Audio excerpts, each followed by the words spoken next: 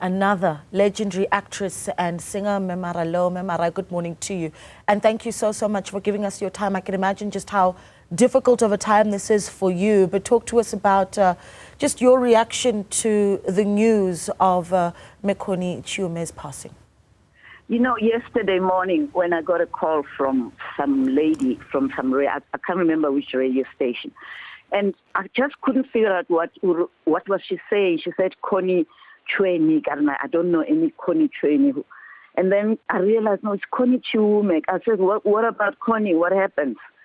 And she broke the news to me. I was shocked because just a couple of months, I think about 2 months ago, we were together at some funeral in Soweto, and we were laughing and chatting and remembering the person that was being laid to rest.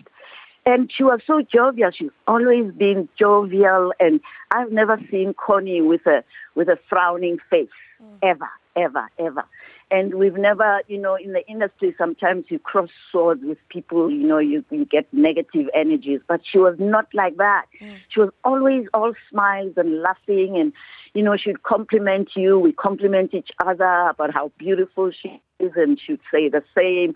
You know, she would compliment other people and say, hey, look, she's so beautifully dressed. We'll talk about Abigail, who's our inspiration, and say, look at how Abby's dressed. My goodness, we need to catch up. She was always jolly. And, you know, I'm still shocked. I don't even know what to say. I feel for her children. I feel for her family.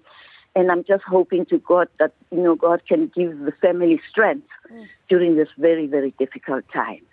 May her soul rest in peace. And we will always remember Connie. She's made us proud around the globe. And I'm proud of her. You know, and I mean, she's same age as me, you know, and the worst part is that although, you know, she probably started in the industry much later than I did, but I always had that respect for her, you know, and I always admired her. And I'm very, very sad, really, really sad. And I hope the family can get strength from the Almighty God. And as us in the creative industry, we should support the family and make sure they are comfortable, and we do the best that we can to assist in any way that we can. Marah, you've said quite a bit there, and I can just imagine how difficult it is to hear about the passing of a friend and contemporary from the media. But do talk to us about that career, you know, because you say that she would have entered started her career a little bit after you did, which means you were able to see, you know, what she achieved in the industry, highlights for you. And there's always this sense of, you know, sustainability in the career and continuous growth in the career. What do you think that the trajectory of her career teaches us?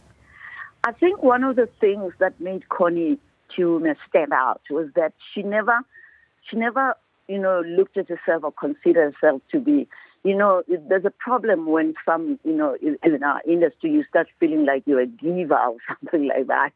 And, you know, I look at these younger people and I think, but you haven't even achieved much. You know, why don't you just copy from some of us, from people like Connie Chiume, a number of other artists who are always humble. That's what I admired about her. I think I was trying to think which was the last time I worked with her in some production, and I'm trying to figure it out, and it's just, you know, I'm just in a blank. But whatever it is, we've always had this camaraderie with Connie Chiume, and she's one artist that I've always been proud of, you know, because her demeanor, everything about her, she held herself with her dignity.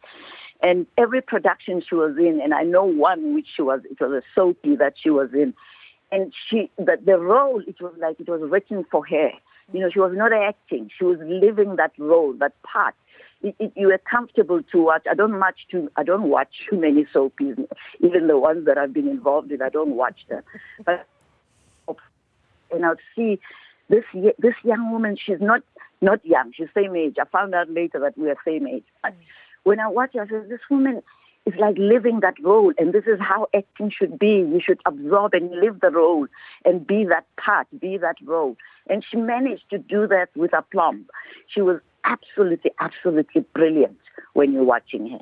And I'm very sad, and I wish We had schools where, art schools where people like Connie could have been, utilized to go and teach. Some of us need to go and teach to the younger ones who are studying this craft. This is how it's done. Don't act, just be the part. Just live the role. And when people meet you in the streets, it doesn't matter what role. People must believe that this is so-and-so, And, I am really sad. I'm really saddened by Connie. And I didn't see her not looking well when the last time I saw her, just a couple of months at a funeral in Soweto. She looked fine. We were laughing. And suddenly I'm like shocked. I'm shocked. I'm really shocked. I'm really sorry, I'm saddened. Yeah. And I can only imagine just how difficult it is then to answer all of these questions.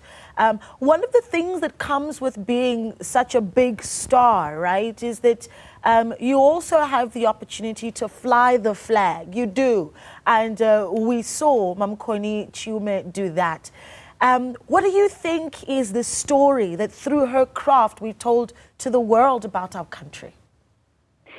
Unfortunately, I never had the opportunity to watch the production she was in with my big brother, John Kani, the one that was filmed overseas. Black Panther. But the reports were that she was absolutely brilliant. So I cannot comment on that because I haven't seen the Black Panther.